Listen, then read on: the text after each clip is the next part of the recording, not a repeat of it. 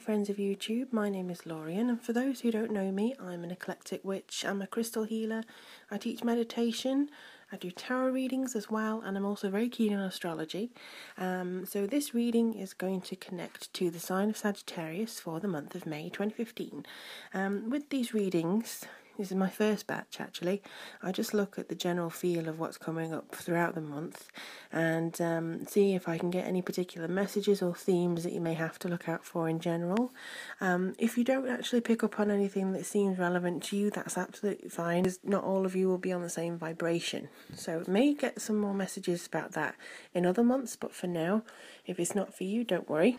I'll probably be able to pick up more on where you're going individually. If you wanted a personal reading with me, I would be more than happy to help you with that. And you can just check out the ways to contact me on the links below. I do apologise as well that it's not actually me speaking to you directly, it is just me speaking into my recorder. But I am hoping to get a actual video recorder. Oh, that was my cat just knocking something off. I will hopefully be able to speak to you directly then. But in the meantime, I'm just going to shuffle the cards and hopefully you'll see a picture of the reading in just a few seconds.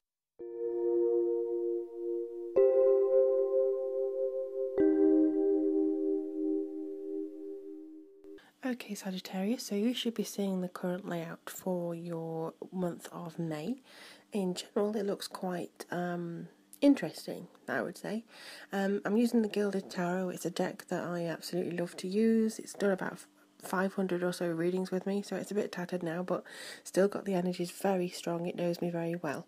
So you'll see on here there's 4 cards at the top. They represent approximately a week of energy for the month of May, and the bottom card represents the overall theme or the general things that are keeping you going through this May period. To start with, we have the Two of Wands. So this has actually come up in a lot of readings. It's a crossroads in many ways. It's beginning a new path, walking forwards into a new way of dealing with things, or potentially moving away from something that no longer suits you. So you may actually be deciding between the lesser of two evils, what's comfortable and what's, in it for the long run. Or perhaps you're about to fit things together in new or unusual ways. For me, I think this is to do with work for you.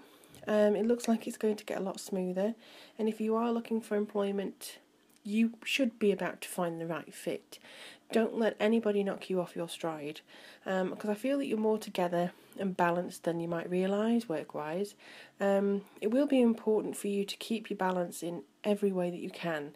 Like even the boring, mundane things like eating right, getting enough rest, taking care of yourself, making sure that all the T's are crossed and the I's are dotted. It can be that kind of monotony that does actually set you on the right path for doing something. It could actually be between productivity and laziness.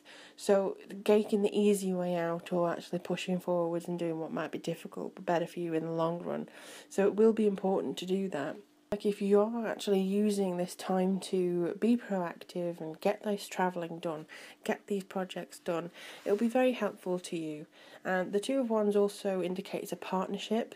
It can be business, it can be personal, romantic, whatever. But in all, it seems like this is a good time to utilise your partner's energy in whatever sense to actually push forward on the right path together. So it doesn't have to be separate. Although you might be considering going your separate ways with somebody, I feel it's more productivity and it's more energy for you if you carry on.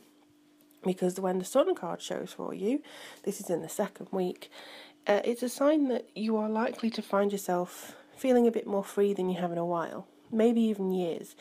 It's a good time to travel, like I said before, if you wanted to travel somewhere, and just experience different things. Because to me, the Sun, in many of its incarnations, is about joy, vitality, freedom, the self-expression that comes from within you. Things in general are likely to be going with a lot of fiery energy for you. Finances should or are likely to be actually very beneficial to you right now, but money shouldn't be very high on that list. You need to socialise, you need to meet new people, get out and about. I know Sagittarians don't really like to stay in one place too long unless they have very fixed signs. So, for instance, earth signs, or perhaps even a Scorpio somewhere, you don't really like to root down, and you like to experience life and go here and there and have, people, meet people, share your experiences and things like that. So if you are looking for a new job, I feel that the sun can signify that it's right around the corner for you because of this quality, because of actually going around to meeting new people. And it's important, no matter what happens, to keep your ego under control just a little bit. And again, it's about sharing any credit for things that you've completed, good work with those who are with you. Even if you did all, or nearly all, of this particular work, for now it seems like it's moving towards good foundations, improvements, very strong connotations here with just reaping the fruits of your labour in many ways. Today actually, as I record this, we're at Beltane, so I feel like a lot of it is to do with it's now increasing with the amount of productivity. There's a new phase, it's a new beginning, and it's very good to take advantage of. When the star card comes up in the third week, I feel like this is kind of a cause for inspiration. You might be looking inside yourself to bring out the inner you, to shine on people. You might be fueling more inspiration in others. You might be leading people, and I feel like the partnership that you have actually continued with could be delivering emotional and financial needs for you. So this is also a very spiritual card. You may find yourself feeling maybe at one with creation, and this card is also a definite good omen. So if you're thinking of starting something else or carrying on something in a different path, but you have a question as to, is this the right time? Yes, it is, because you've got the star and you've got the sun, you've got the most positive things in the sky to assist you with this. So think positively, because this is the time to use positive thinking. And what are the changes that you'd like to make or see in your life? You can make a list if you want, but you can accomplish nearly anything that you set out to do now. And I don't think you're going to be thinking small. This will be big changes that you want to have. And if you are at work or if you're starting work, it should go very well. For those of you who are not happy in your current position or feel like this side of you is a bit stifled, this is the time when you can go out and meet new opportunities. Welcome them, because they should come flying into your life. Be ready for them, dust off your resume, read tips, tactics, look outside the box, maybe even look outside of the country. You don't have to stay in the same spot. You can move forwards, and you really can make your own stamp on other places. The reason I say that is because of the Ace of Swords. Now, this can indicate new beginnings in every aspect of your life. Sometimes it can be started by a separation, so you may have decided to keep on this partnership and carry on with it, and then it's come to a natural end. Or it could be just a separation from your job. It could be a separation from a mindset that you had. So letting go of these fears and the sense of insecurity that you have. Because as such, if it can be quite frustrating or anxiety producing, with a new beginning looming ahead of you. But underneath it all, it's very good, it's very beneficial. It's an opportunity to get where you want to go. It's a case of feeling the fear but doing it anyway.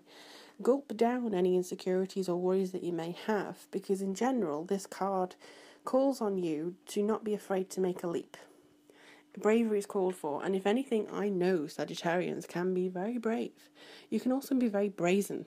So this is a time to really connect with that sense and just really get into contact with who you want to be and where you want to go, and see things in full clarity. For those of you with the earthy signs that are pulling you and rooting you, maybe time to have a word with that side of you and just say, look, I think I should give this a go, and use the earth aspect of yourself to fall back on when you need it.